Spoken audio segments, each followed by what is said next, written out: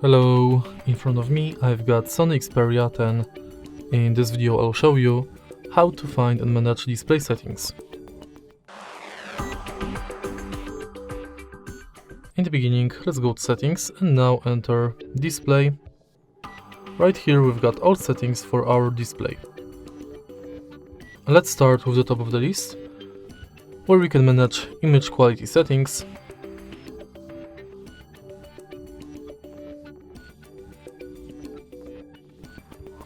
white balance,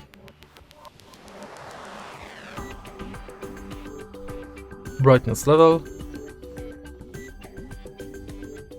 and then we can change display size and text, enable or disable bold text and high contrast text. Next, we can change theme of the screen between dark and light, and also we can schedule the dark theme. Then we can change lock screen preferences for clock, wake up, display on key press. We can set lock screen message, enable or disable show wallet, show device controls, and control from lock device. In the end, we can manage notifications on lock screen. Then we can change sleep timeout between 15 seconds and 10 minutes.